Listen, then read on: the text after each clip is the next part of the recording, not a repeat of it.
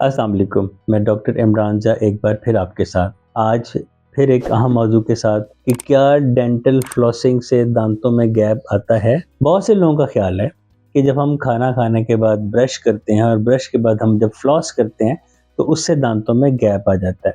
ये एक बहुत बड़ी मिथ है। फ्लॉसिंग दांतों के लिए इतनी ज़रूरी है जितना कि ब्रश। ब्रश दांतों की सामने की सतह को साफ करता है और दांतों के दरमियान जो जगह है, जो इंटरडेंटल स्पेस है, उसको डेंटल फ्लॉस साफ करता है। इसमें फ्लॉस दो तरह का होता है, एक स्ट्रिंग फ्लॉस जो धागे की शक्ल में, और अब एक जिद्दत आ गई, मॉडर्नाइजेशन होगी, वाटर फ्लॉस आ गया। होता क्या है कि जब आपके फ्लॉस ना करने से मसूड़े सूजे हुए होते हैं। सूजे क्यों होते हैं? कि उनके बीच में इम्पैक्टेड फूड पार्टिकल्स होते हैं, खुराक के फंसे हुए बारीक ज़र्रात जो कि मैदे में जाने की बजाय दांतों में फंस के रह जाते हैं और दो दांतों के बीच में जो मसूड़ा होता है उसको वो सुजा देते हैं, उसके अंदर सूजन पैदा करते हैं, गम स्वेलिंग हो जाती है। जब पेशेंट फ्लॉस करता है तो उसको लगता है कि मेरे दांतों के दरमियान गैप नहीं भरा है।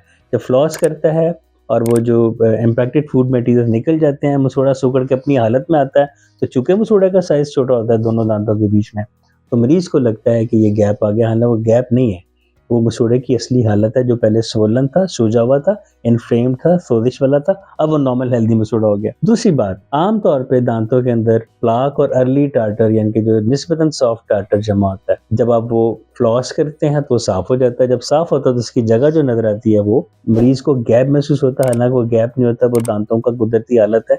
वो गैप होना चाहिए हर दो दांतों के बीच थोड़ा सा, ताकि आप जब न्यू वाली कुल्ली, प्रेशर वाली कुल्ली करते हैं तो फ्लशिंग कहते हैं, आपका फ्लशिंग एक्शन हो और दो दांतों के बीच में प्लाक या टार्टर या खुराक के फंसे हुए ज़रात साफ हो जाए। उसके अलावा बाज़-औक़ात मरीज़ इतनी ज़ोर से फ्लॉस करता है कि उसके मसूड़े हल्का-हल्का ब्लीड करना शुरू कर देते हैं। जब वो ब्लीड करते हैं तो खून जो है वो एक गाढ़े रंगत की शक्ल इख्तियार कर लेता है और उसका शेडो पड़ता है। वो ज़ाहिर लगता है वो गैप है, लेकिन वो गैप नहीं होता, बस जमा हुआ हल्का-हल्का सा खून होता है। अब हम आते हैं इसके इलाज की तरफ कि ऐसा कैसे पॉसिबल है कि फ्लॉस करने के बाद आपको इन शिकवा या शिकायत का मौका ना मिले। बाज़ का लोग क्या करते हैं कि उंगलियों पे लपेटा स्ट्रिंग फ्लॉस और आगे पीछे स्विंग की आरी की शक्ल में चलाया। इसको नहीं, एक ही डायरेक्शन रखें। यूँ फ्लॉस दो दांतों के बीच में रखें। मैं किसी वीडियो में आपको किसी मॉडल पे करके भी दिखाऊंगा।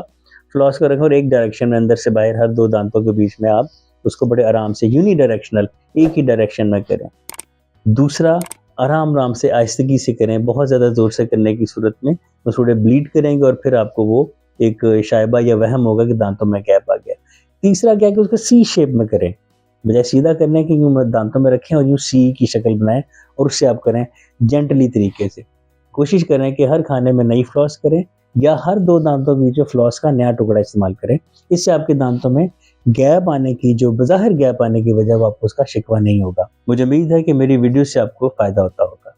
मेरे चैनल पे मौजूद तमाम वीडियोज़ को पूरा देखें, कमेंट करें, लाइक करें, सब्सक्राइब कीजिए। भलाई का पैगाम सब तक पहुँचाने के लिए दोस्तों, अहबाब और ग्रुप्स में शेयर कीजिए। बेल आइकन को दबाएँ ताकि मेरी आने वाली वीडियोज़ बर वक़्त आप तक कहे बगैर आप तक पहुँच सके। आज के लिए इतना काफ़ी। अपना बहुत ख्याल रखिएगा। शुक्रिया।